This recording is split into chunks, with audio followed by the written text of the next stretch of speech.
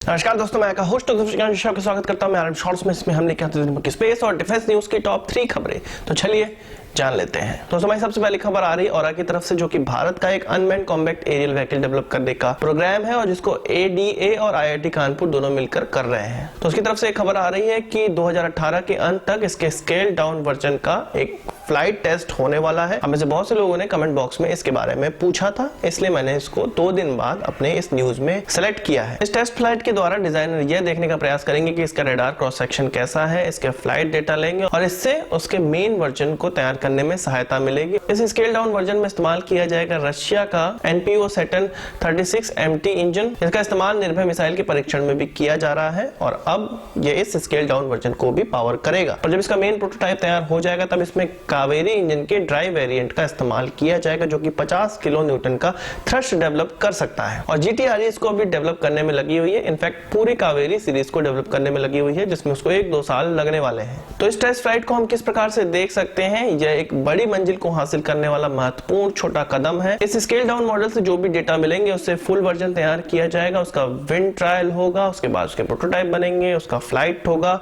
उससे जो जानकारी मिलेगी फिर उसमें एवियोनिक्स लगाया जाएगा और भी कंट्रोल सिस्टम लगाए जाएंगे। अभी बहुत से काम इसमें होने वाले हैं, जिससे आज के बाद भी इसमें 5 से 6 साल का भी और इसमें समय लगने वाला है, तब हम इसको किसी रूप में देख सकते हैं। पर जो ये टेस्ट फ्लाइट होने वाली है और अगर यह 2018 के अंत में हो जाती है तो भी बहुत सराहनीय काम होगा भारत के इस एयरक्राफ्ट डेवलपमेंट प्रोजेक्ट में। अगली खबर हमारी एयरफोर्स और मेक इन इंडिया की तरफ से आ रही है। एयरफोर्स का एक बहुत बड़ा मेक इन इंडिया प्रोजेक्ट अब वो अंतिम रूप देने जा रही है, जिसमें 15,000 करोड़ रुपए के विमान बनाए जाएंगे, ट्रांसपोर्ट एयरक्राफ्ट बनाए जाएंगे और यह एयरबस C295 होंगे। और इस प्रकार के 56 एयरक्राफ्ट एयरबस से भारत खरीदेगा और 16 इसमें से यूरोप से ही बन के आएंगे, एयरबस की तरफ से ही बनकर आएंगे और 40 जो बचे हुए हैं वो टाटा भारत में ही उसका निर्माण करेगी। इस ट्रांसपोर्ट एयरक्राफ्ट के द्वारा अवरो, जो कि हमारे देश में ट्रांसपोर्ट एयरक्राफ्ट की तरह इस्तेमाल किया जाता है, उसकी फ्लीट को रिप्लेस करने का प्रयास किया जाएगा। इस प्रकार के प्लेन की बहुत समय से आवश्यकता थी। इस गवर्नमेंट से पहले ही इसका प्रोसेस स्टार्ट कर दिया गया था, पर वो बड़े धीमे धीमे चल रहा था। 2015 में इसको डिफेंस एक्विजिशन काउंसिल ने काफी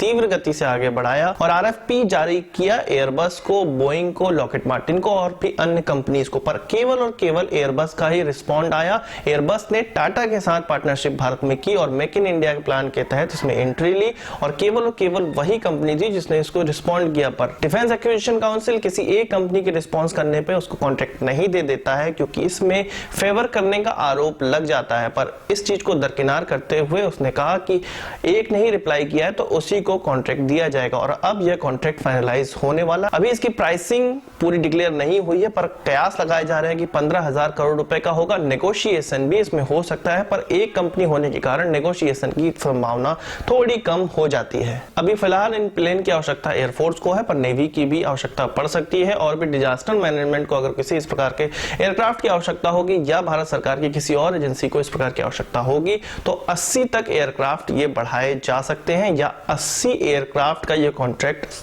आने वाले समय में होने वाला है। दोस्तों अगली खबर हमारी इसरो की तरफ से आ रही है। एक पत्रकार वार्ता में इसरो के चेयरमैन के सिवन ने कुछ चीजें इसरो के सामने रखी हैं, जिसको मैं आपको यहाँ पर बता देता हूँ। उन्होंने 3 कुछ महत्वपूर्ण चीजों के बारे में जिक्र किया। उन्होंने कहा कि 43 सैटेलाइट इसरो की अभी अंतरिक्ष में है, जिसमें कि कम्युनिकेशन सैटेलाइट है, अर्थ ऑब्जर्वेटरी है और नेविगेशनल सैटेलाइट है। पर उन्होंने यह भी कहा कि यह हमारी पूरी जितनी पॉपुलेशन है, हमारा जितना बड़ा देश है, उसको कंसिडर करते हुए बहुत ही कम है और इतनी ही सैटेलाइट की अभी और देश को आवश्यकता है, जिसको हम 4 सालों में कंप्लीट कर पाएंगे, क्योंकि जो पुरानी सैटेलाइट है उनमें भी कुछ कमियां आती रहेंगी और उनको भी रिप्लेस करते रहना पड़ेगा और इस तरह करते करते हम 4 सालों में अपने पूरे टारगेट को अचीव कर लेंगे। अगली अपडेट उन्होंने नावी की दी। उन्होंने कहा कि एंट्रिक्स कॉर्पोरेशन से इसके रिसीवर मिलने लगे हैं, जिसको भी जरूरत हो वो एंट्रिक्स कॉर्पोरेशन से ले सकता है। बहुत ही सस्ते दाम पे ये उपलब्ध हो रहे हैं और आने वाले समय में इनको स्मार्टफोन में भी रिसीवर देने पड़ेंगे मोबाइल कंपनीज को, और जो कंपनियां इस प्रकार से नहीं देंगी नाविक रिसीवर्स अपने स्मार्टफोन में, उनको भारत में बिकने का कोई अधिकार नहीं होगा। अभी उन्होंने